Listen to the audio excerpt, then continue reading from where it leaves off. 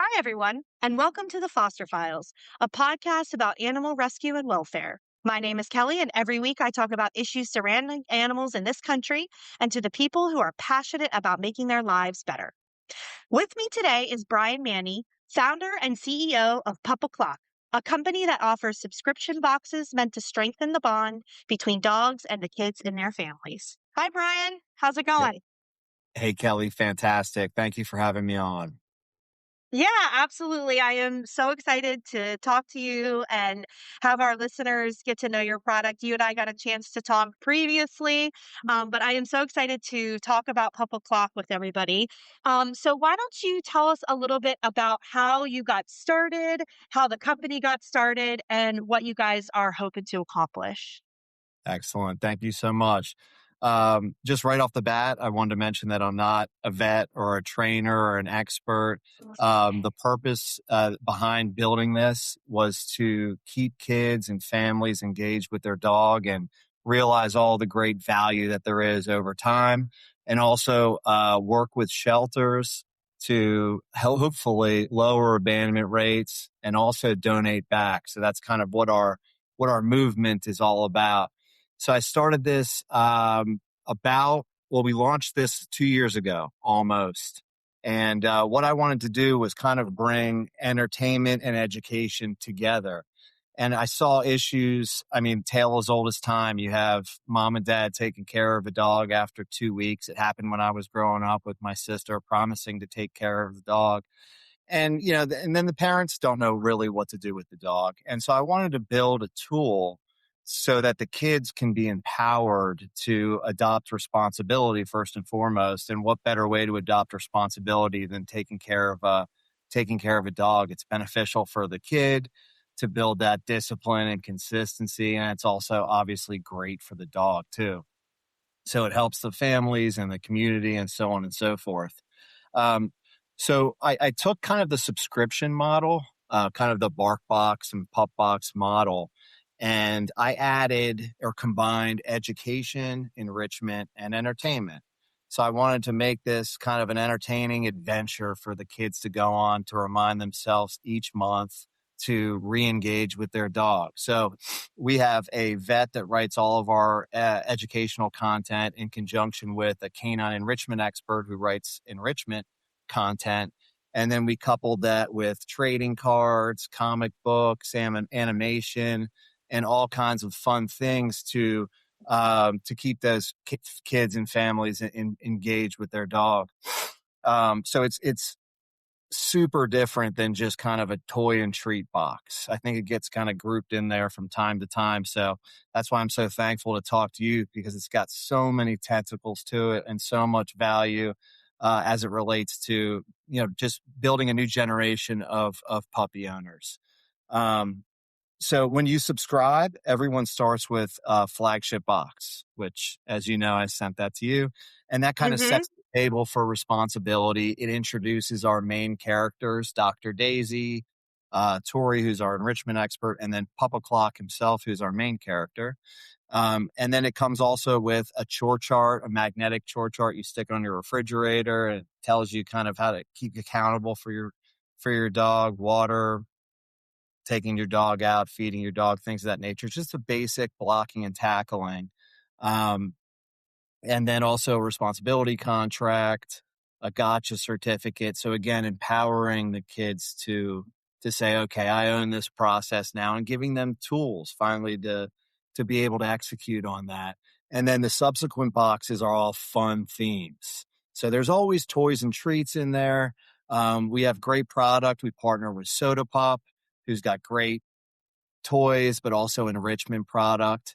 And then we also have recipes. So it's a whole combination of fun in a box that just by osmosis, my hope is that there'll be a common sense dog owner. And again, lower those abandonment rates in shelters, and also donate back to shelters for financial support.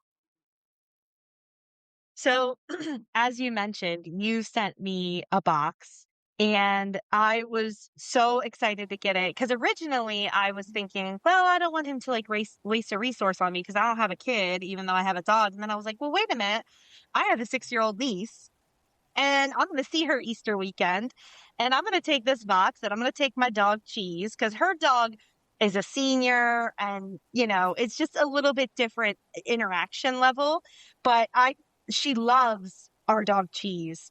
And so I took the box with me and, uh, I wasn't 100% sure what the response would be because I just feel like, kids get so bored by stuff so easily. And so I was like, all right, like she might like it. We'll see how this goes. At the least, I'll get, a couple of videos and I'll get, Cheese will get a new toy and some treats. My niece, Ray, loved this box. She was so excited. I said to her, I was like, you can open it. And these are all things that you get to do with Cheese. And she was like, what? This is amazing. So she immediately pulled the toy out and, started playing with Cheese with the toy. Cheese is excited. She's chewing on the toy. And then she went right into the chore chart. And she was like, "What is this, Aunt Kelly?" And I said, "Well, this is because she's learning to read. So she doesn't fully know how to read yet." And I said, "Well, this is, what you're going to do is you're going to check off a box when you help me take Cheese for a walk, or you're going to help me feed her, or you're going to help me get her water. When we take her outside to go potty, when we do all these things, you get to put a little check mark next to it." She goes, "Oh, well, we already did this today. Can I put a check?" "Yep, absolutely, Ray. You can put a check." "We already did this. Well, I'm going to put a check." I said, "We're playing with her now. I'm going to put a check." "No problem." And then she went right to that responsibility contract and I read it to her and she can write her name. So she wrote her name and then she wrote her dog's name because she wanted to write her dog's name. And she was so incredibly engaged. And then in the flagship box, is one big bone, which I told her she could give Cheese another day, but there's also a bunch of training treats in there. So she's 6 years old. So she said, "Aunt Kelly, can I give these to Cheese?" And I said, "Well, you got to make her work for him. You got to make her do stuff." And she's like, "All right, well, what can she do?" I said, "Well, she knows how to sit. So you got to make her sit." I said, "And she's learning, touch to the hand." And she did all those things with her. And then, like, the next day, she, pulled the treat bag. "Hey, Aunt Kelly, am I allowed to give Cheese a treat?" I said, "Sure, make her work for it." She right away, "Cheese, sit." And she points her little finger at her, and Cheese is That's like, "Okay, great. no problem." And she was doing touch, and Cheese is learning that. So I had to like train Reagan how to train Cheese. But it was awesome. She was so engaged. And then after I left from the weekend, I got a text from my sister the next night before Ray went to bed, and she was marking off her chore chart for Jade. It was so awesome. So I got to see in real time that engagement level of I want to do something with my dog. I'm really excited about this. She liked the little trading cards. She took the stickers and put them on her little play chest she has. She was all excited about the stickers. So it made me say to my sister, "You got to get her this box," because she loved it and she loved playing with Cheese with it. It was Yeah, really they're awesome. looking, and kids are looking to make an impact. They want to do what mom and dad are doing all the time. And they just don't have the Right. tools, and they love the dogs. And to your point about that particular dog, it's called Pup O'Clock because puppies are around the clock care, but it's for any dog, old, Mhm.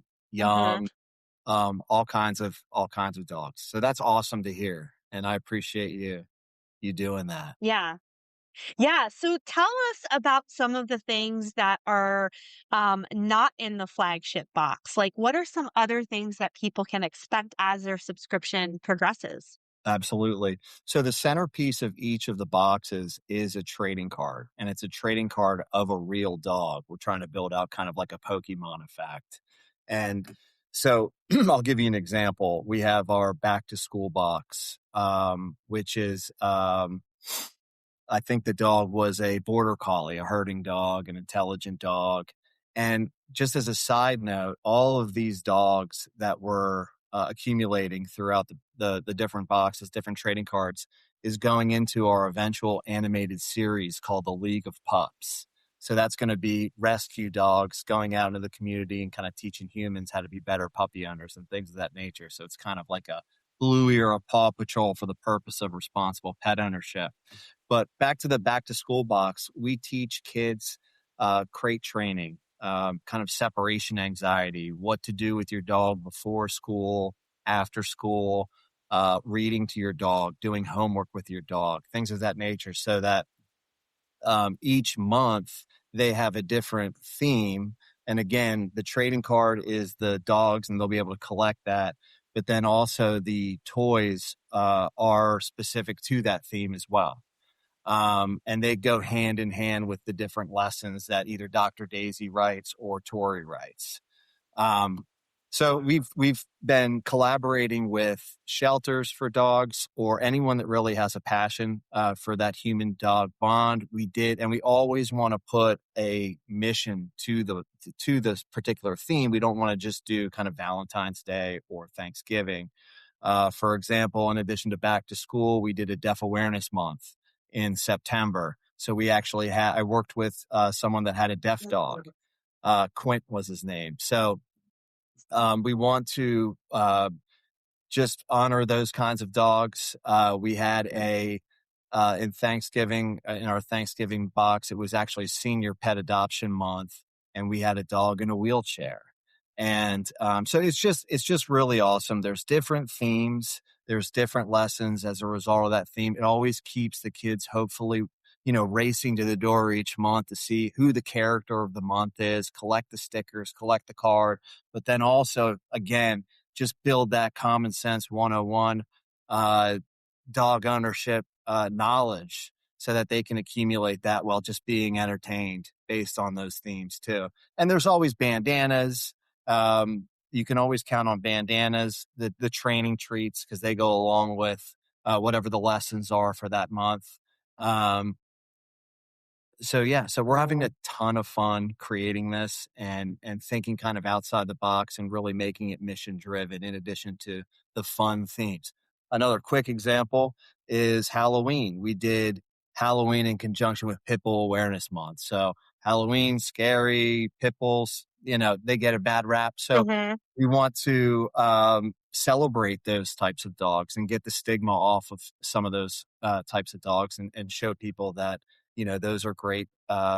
They contribute tremendously to the community Mhm. if raised properly. Mhm. That's so what age range would you say is ideal for the kids in the household when it comes to the subscription boxes? Right. So we're kind of figuring that out on the fly too, as we're still in our infancy Mhm. stages. But I would say kind of the range is K through 8. If you're looking at it like a bell curve, and 4th to 6th grade Mhm. is really probably the target market, but always early intervention, which is great. And then Mhm. also we work with a ton of special needs organizations, specifically Autism Pittsburgh here locally in Pittsburgh, and then around the country. So that goes upstream in terms of age. So it's really all over the place, and a great gift from grandparents, aunts and uncles, things of that nature. So Mhm. it's what we're also doing with shelters is we're collaborating with them in many different ways. One of the ways is going into school assemblies. What we want to eventually do, kind of my vision is to be an extension of the shelter, and because we're already donating back and we're providing an engagement tool. We want to go into schools, or we're working alongside any events or organizations that they work with whenever they'll have us to just bolster their brand too. And we want to contribute in any way we can. And that works differently with different kind of rescues and shelters and organizations like that. So, but getting into schools is kind of what we're trying to accomplish this year, and we're doing so we just ordered a Pup O'Clock, our main character mascot, so that we can use that as something fun. High fiving the kids and bringing kind of a brand recognition to that. So that my hope is that Pup the yellow dog is synonymous to kids engaging with dogs, lowering abandonment rates with shelters. And we just want to be an extension of not only shelters, but the families, again, to give the kids the tools to adopt responsibility. And to be honest with you, this ran really parallel with my journey of sobriety and really discipline and consistency and teaching you or giving you something that you realize you're not the center of the universe anymore. You're working towards something bigger. And eventually this program and this movement, you become a better human is my hope. So that even parents that don't have a dog might want to adopt a dog because of Pup O'Clock. And now that we have the tools that they can say, hey, we can teach our kids responsibility this way. What I've learned in the last 2.5 years of fostering, more so than anything else, is that enrichment is way more important than a lot of pet owners give it credit for.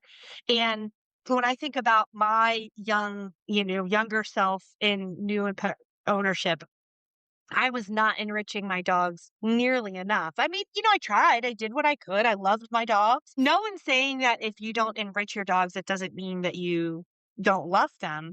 But by having those enrichment tools available and those enrichment skills available, you're going to find that your dogs are less barky, less destructive, maybe not destructive at all.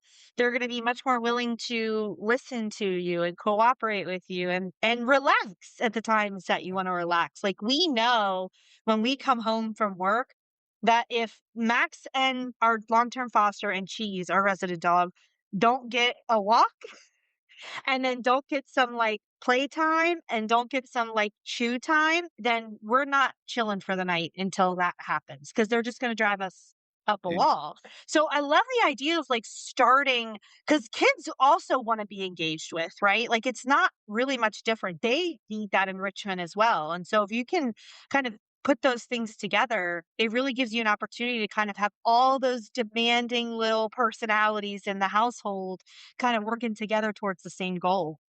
Yeah, enrichment's awesome. It's a huge component of what we're doing, and it's inexpensive and it's easy to do. And I just learned that through our enrichment expert, just through like busy boxes. Because Right. just like you, when I was growing up, I thought really our dog was just bored. It wasn't, Yeah. it just, that's why they chew shoes or they misbehave, as you mentioned. But if you keep them stimulated with the simplest of things, um, in a lot of our boxes, we have those recipes and we also provide, like slow feeders or lick mats or just Mhm. those kind of enrichment items where you could put peanut butter on the enrichment toy and it just keeps them it's good for holiday parties or anything like that. It keeps them at bay, Mhm. keeps them busy, it tires them out, which is Mhm. awesome. And that's so key in keeping them happy and not barking to your point. It helps Mhm. so much in socialization. It's great. So we're super happy that that's a big component um, of really our pillars of the company, which is education, enrichment, and entertainment. So, what kind of feedback are you hearing from shelters? What kind of feedback are you hearing from your clients? I know you're kind of in your new stage, so you're probably Yeah. like getting as much feedback as you can to continue to progress your business. So, what kind of feedback are you hearing? Well, I mean, we're getting great feedback, and we're always open. I'm super open-minded. Again, I'm not the expert. I'm just trying to put the experts together for this bigger purpose. So I'm always asking for feedback from anyone, from customers that we have or shelters, and we're getting a lot of good feedback back, and we're implementing that. And we've pivoted so much. When we first started, we actually didn't even have enrichment in there. So that's something that we added. And then, but just in terms of the it's been kind of a journey with, how can I put it? It's just continuing to evolve is the best way I can put it. In terms of feedback, it's been overwhelmingly good because I think people are clamoring for something to number one, get their kids off their phones, go outside and and engage with your dog because it's so good for you as you become just a Mhm. better human being, and it builds like discipline and consistency like I talked about. So I think that's been probably the biggest thing because a lot of the entertainment around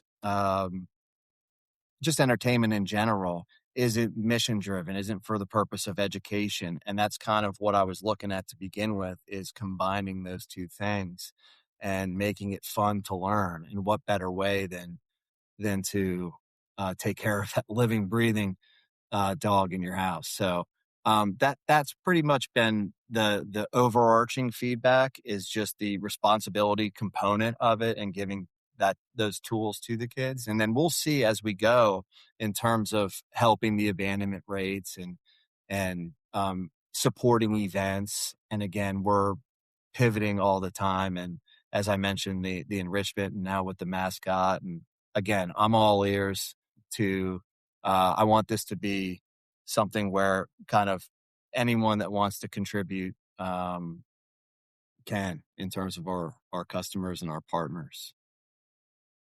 So I am going to go ahead for those that are following along on YouTube. I'm going to go ahead and share my screen because I want to show you guys kind of a sneak peek of like what you see when you are getting your first box. So what kind of things are coming along in it. So you can see here you got a lot of different items in one box, and it really is that much stuff. I remember Ray just kept, pulling stuff out, pulling stuff out, pulling stuff out. So definitely you're not getting shorted at all. But if we go down here on the website, and for those that are listening, I am going to put the website link in our show notes. So you will be able to access the Pup O'Clock website. But you can see you're getting treats and recipes, stickers, activity guides, trading cards, toys and accessories. You're getting all of these items every single month. So you're going to be able to really drive that connection between your kid and your dog at home. And I really love the idea of, not only supporting the bond between the kids and the dogs, but supporting a local business like yours. You guys are right here in Pittsburgh. Like we even talked about maybe doing this in person. I just don't have Mhm. the setup for it. Um, and so if you're really trying to support smaller businesses and still get enrichment and do these treat boxes, this is a great way. This is a great way to do that. Thank you, Kelly. Yeah, it's so different than just the toy and treat. I just want to emphasize that. There's so many different Oh, tentacles it's to this yeah. thing. And be on the lookout for as we expand this as a kind of a full blown entertainment company. As I said, there's a couple sizzle reels of animation on our Instagram. And, we're working with a local college actually here on our animated series, Point Park University. So we're getting those Oh, students nice. involved as well. Yeah, so it's really cool working on a board game, kind of a video game app, things like that. So it'll all kind of come together. It's kind of a lot right now, but definitely the fastball is the subscription because it'll be entertaining each month. You'll learn a ton, and it's like your alarm clock every month just to remind you I got to get back to my buddy and build that bond, build that relationship because the value that they'll see is unreal. And my hope too is that they'll want to go to the vet. I mean, this is just they'll want to go to the dog trainer or they'll be more attentive when that kind of stuff happens. And there'll be less incidents and all those good things that come with just Mhm. education and educating kids around socialization of dogs and things of that nature that they'll grow up and maybe want to get in that field and hopefully we'll just build this out and help all the other silos in the industry trying to help the pets and the families. Well, Big it's deal. pretty clear that you guys are on the right track, and I'm so glad that I get to meet you at what you call the infancy of your company, and then Totally. just continue to watch this grow because I think it's so great. Like I said, I got the box and I was like, okay, well, like we'll see if she likes it, and she just absolutely loved it, and she's So absolutely great to loved it. Like, hear. there was no two ways about it. It was an absolute slam dunk on Easter weekend. I could have taken her Easter basket and just, like, returned everything. You know what I mean? She That's great to not and that she mom would and have let dad can me do learn too, that, but I could you have know? snuck it back in the car and, like, saved a little money, you know what I mean? But what are you gonna do? Totally. Yeah, no, that's great There's to these hear. it Thank you so much. Yeah, no, it was awesome. So, if it's all right with you, I think now is a good time when we're talking about supporting rescue and we're talking about supporting the dogs that need homes. I think would be a good time for us to do our foster spotlight. Awesome. All right, so I'm going to share my screen again for those watching on YouTube. And again, if you're not watching on YouTube, as always, the link for the foster spotlight is going to be in our show notes. But today we are talking about Coda. Coda is at Humane Animal Rescue of Pittsburgh. And you guys remember HARP because we've had HARP on the podcast talking about the work that they do, not only on the rescue side, but on the wildlife side. But Coda is a mixed breed dog. He's a male and he's almost 4 years old and he's a pretty big boy. He's 63 pounds and he's got a big old blockhead. But just look at that face, Brian. I I mean, love how it. could you resist this dog? So I'm going to go ahead and read his profile. This lovely guy is Coda. Coda came to us as a stray, so we do not know much about his background, but we are sure that his future is bright and full of butt wiggles and lots of yummy snacks. Coda is a stronger fella that loves to go outside and take in all that life has to offer. He loves treats and toys and napping in the sun. If you are looking for a new adventure buddy, come meet Coda today. And I'm going to flip to another picture because he's one of those dogs that looks like he has a perpetual smile on his face. The best. He's brown, but his like little forehead wrinkles are black. He's really a beautiful, beautiful dog. So if you are interested in adopting a little bit of a bigger dog that wants to go on walks and be an adventure buddy, you definitely need to go to Humane Animal Rescue's website at humaneanimalrescue.org and you need to check out Coda because that is a good looking pup right there. I love that. Also I know. He's great. on the back of our trading cards, as we celebrate the different dogs that we collaborate with, there's what's called a rough report, and it does tell the dog story on the back, so the kids can learn about real dogs and the dog of the month. And it celebrates them, testament, gives them a spotlight in our boxes as well. So. I love it. I love it. So, in addition to your website, how can people connect with Pup O'Clock? Best place to learn about us is I guess our Instagram page, in addition to our website, which is at Pup O'Clock _. So those two are the best places as we're trying to build out other pieces of our social media. But more to come with this mascot that we're getting. So we'll be able to flood it more with some cool stuff. Yeah, that's awesome. That's awesome. And just as a reminder for my listeners, you can check in with me at the Foster Files podcast on Gmail. You can find us on YouTube now, anywhere you get your podcasts. And if there is somebody that I need to be talking to, like Brian, do what he did and just email me at the fosterfilepodcast@gmail.com. But Brian, honestly, I can't thank you enough for coming on today. I can't thank you enough for sending that box because I'm a number one fan now. I love it. I think that enrichment is so incredibly important and getting kids involved, that is the way to create that forever family that we're looking for with these rescue animals.